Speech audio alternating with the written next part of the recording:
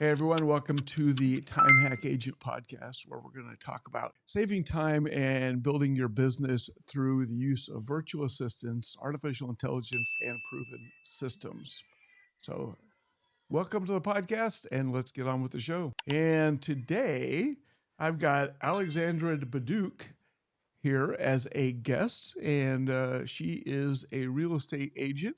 And we're going to have a little chat and see how she has implemented some of these systems and virtual assistants into growing her business. Welcome to the podcast, Alexandra. So, AJ, tell me a little bit about your real estate business, where you're at, and how long you've been in the business. Sure. Actually, I was in the army for 12 years and then I got pregnant with my daughter and I was like, I need to switch to something where I'm not leaving my daughter with somebody else for the majority of her life, basically. And so I got into real estate. That was about almost 8 years ago, and my entire kind of focus has been how do I make a living for us and still protect my daughter and have her with me like all the time. And so that's kind of the thing that everybody knows about me is that I'm a veteran and a mom, a homeschooling mom that does real estate full time. What was the big point? So you have a couple virtual assistants that work for you, right? I do. And what was the big pain point? What was it? What was it made you say, "Hey, I need to look for somebody to help me take over some stuff off my plate"? So we do these masterminds on my real estate team. It's owned by Andrew.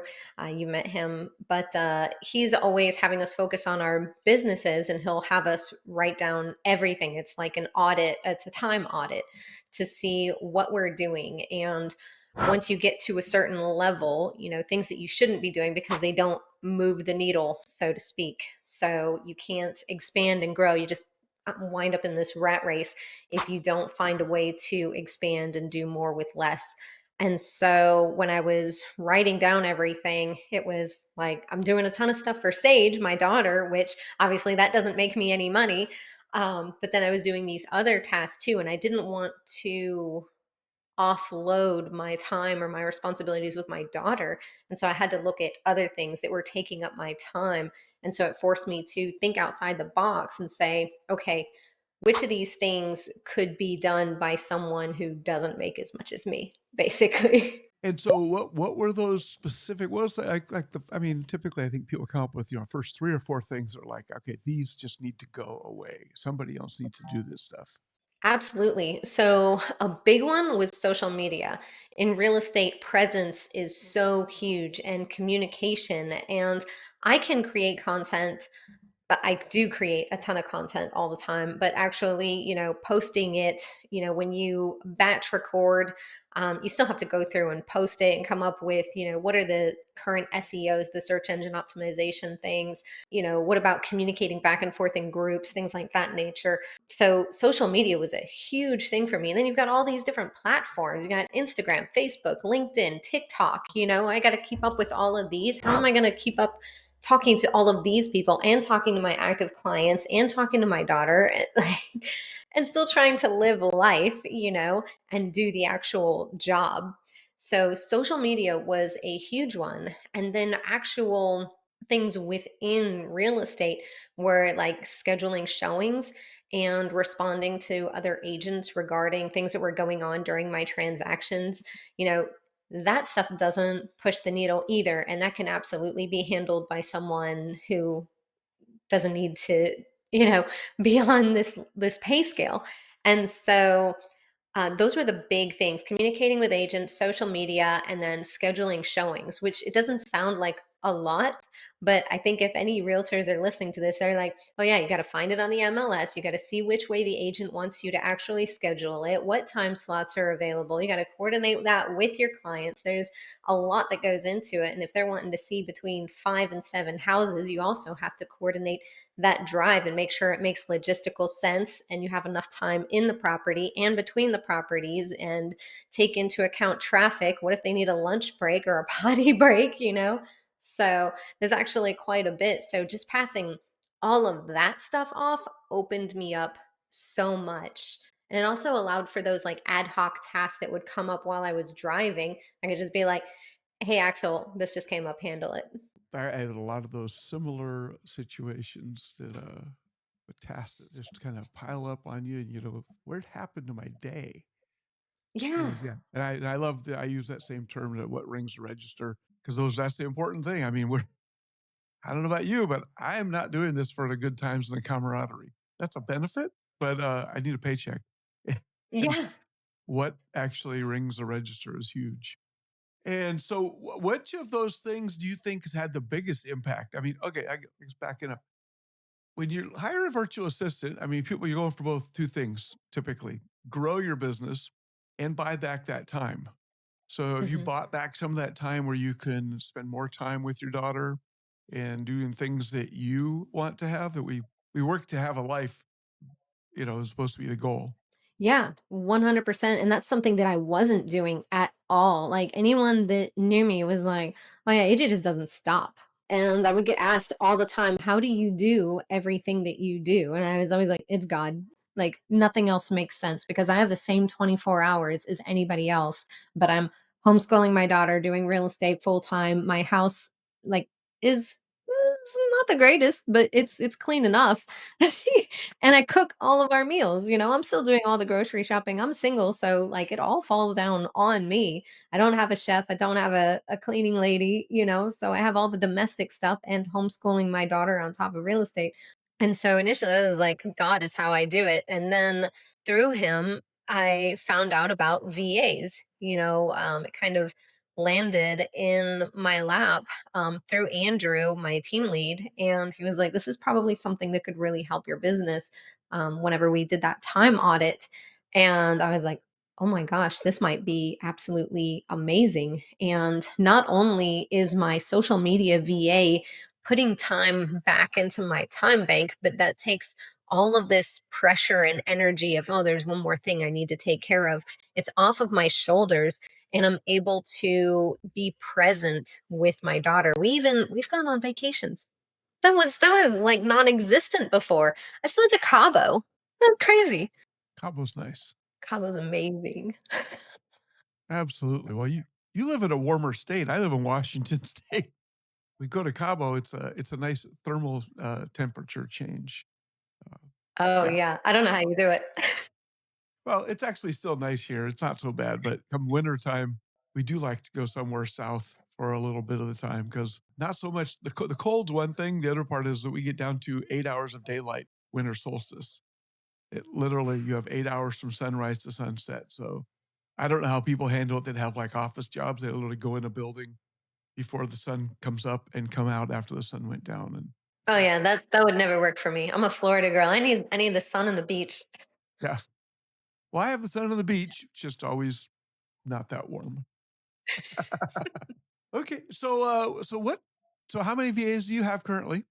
So right now I have two. I have my social media manager, and then I also have an executive assistant. So my social media manager, she has a kind of set routine. She knows everything that she needs to be doing. She's constantly doing research on how to do things better. And I give her bonuses when I get new clients based off of social media posts, which actually happens a lot more frequently than I was anticipating. So and that just motivates her even more. She's like, "Oh, I'm gonna go knock this stuff out. I'm gonna make more money, right?" And then I have my executive assistant. I abuse him basically.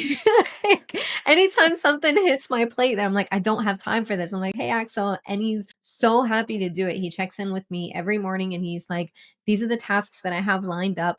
Let me know if you have any ad hoc tasks. And just throughout, working with him and doing normal realtor life, every once in a while something will come up and I'll be like, this is something, if it was just completely off of my plate, that would be great because it doesn't make sense for me to be doing it. Which is kind of how the showing things started. And so now I just tell him, hey, I need you to book me these 5 showings on this date. And he knows exactly what to do. Like he does all the coordination, he does all the logistics, the travel time, he gets everything into my calendar, gets me all the access codes, everything like that. He knows which documents I'm going to want at the showing. And I have this remarkable pad. Oh my gosh, that thing between like him and the remarkable. It's amazing because he just uploads everything to my Remarkable in folders the way I've trained him that I want them for that showing. And so when I get to the house, I just pull up my Remarkable pad and I have all the documents there that I need. No more like shuffling papers, no more like my printer, giving me drama and not wanting to print stuff out. I forgot to buy ink for it. Who knows? No internet connection, whatever the case may be. And no like shuffling. Oh man, we saw this house already. I need to go to the next one. Which one are we at? No, it's all right there on my tablet.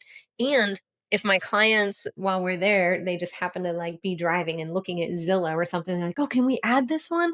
I'm like, we'll find out. Hey, Axel, find out. Can we add this one? And while we're on the road, he's like, yep, hey, I got it for you. You're going to go here at this time. Here's the access instructions. Connect your Remarkable to your hotspot, and you'll have the documents there. Oh, that's fantastic. I did not know you could do that with Remarkable. Yes. I like that. It That's has a good been tool. a game changer for me. Absolutely. Absolutely.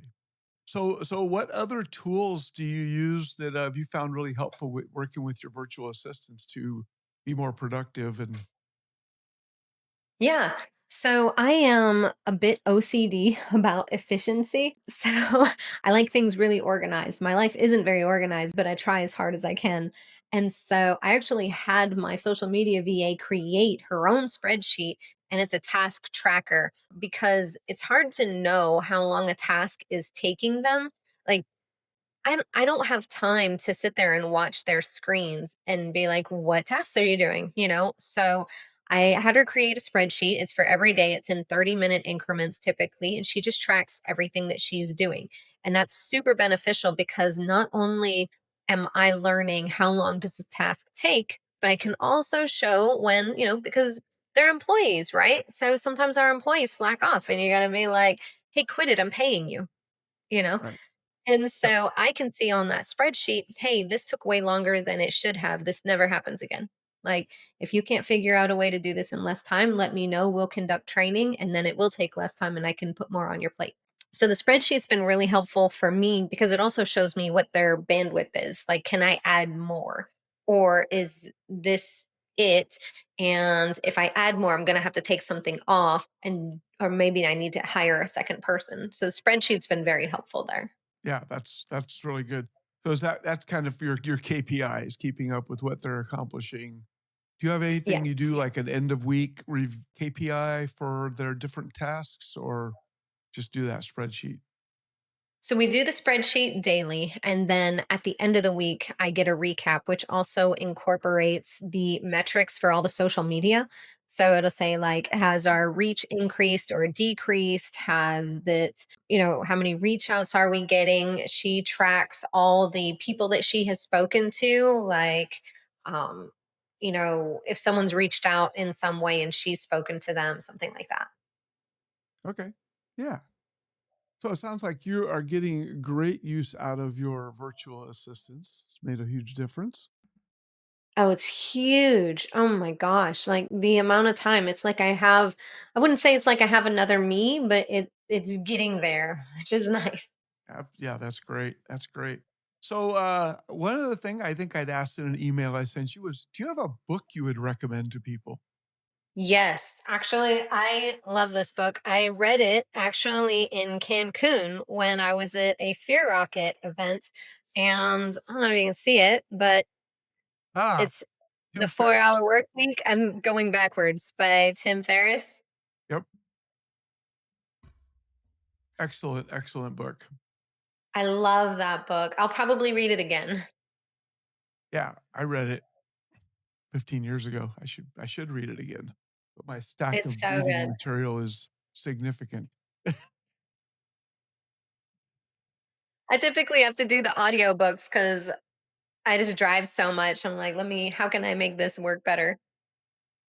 I've gone to using I forgot where I got the idea, but is actually get the audiobook and listen to it while reading the book. And so I just do about 20 minutes every morning as part of my morning routine. And it's better comprehension is what Huh. it's either that or they convinced me to buy 2 copies of every book, one of the 2. Probably both. But I do think it helps because we all have, I think in this day and age with our, our smartphones and everything that our attention spans are less. And I do a lot of podcasts when I'm driving, but I find with audiobooks, I think my brain drifts in a different direction sometimes. Or if I sit down in the morning, read the book, put the headphones in, I mark up my books with highlighters and pens and, color coding. Um, Sorry. So I can go back and find those tidbits of information, those golden nuggets. All right. Well, thanks for being on the podcast, AJ. Anything else you'd like to throw in there before we go? Um, yes, actually, because I know that there are folks out there that sometimes they hear that we're hiring these virtual assistants and they look at, the monetary side of it and they're like, "Oh my gosh, you're doing these people such a disservice just because they live somewhere else." And I have personally watched my VA's lives be completely transformed by being able to work with us. So, for anyone that is looking at this and they're like, you're taking advantage of somebody or something like that, you go talk to any of our VAs and they're going to tell you how grateful they are.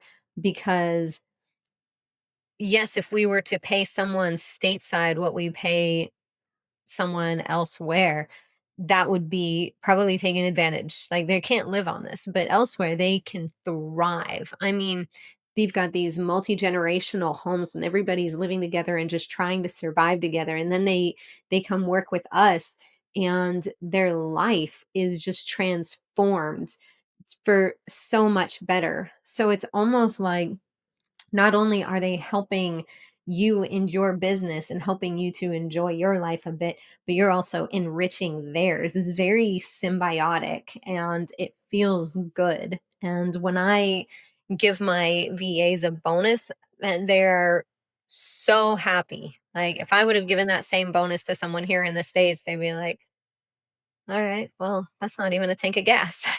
you know um so I did want to touch on that because I'm very much a protective person. I told you I was in the army for 12 years and I'm the oldest of 5 kids and I'm a mom and I very much am all about taking care of people.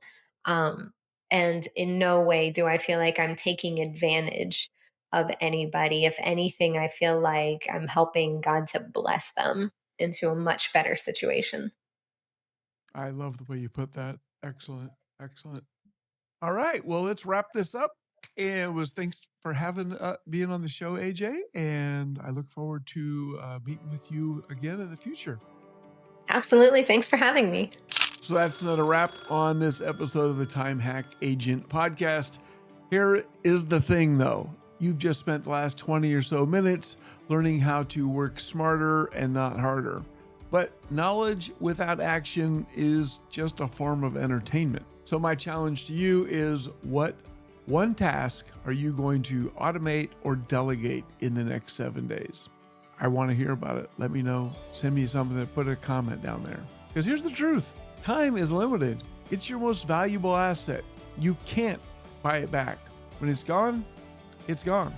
So if you want to know what it feels like to grow and have time for strategy and friends and family, go ahead and take your browser right over to timehackva.com, where you can schedule a discover call with our partners, Sphere Rocket Virtual Assistants. Sphere Rocket has placed over 10,000 VAs with business owners across the country and around the world. And they will show you how they work and how they can find the right VA for you and your business. So go to timehackva.com and schedule that appointment, and you will not be disappointed. Start buying back some of your time. See what you can do with an extra 10, 20, 30 hours a week with your life and your business and how that can make a difference. All right, don't wait. Visit timehackva.com. So until next time, keep hacking your time, not your sanity.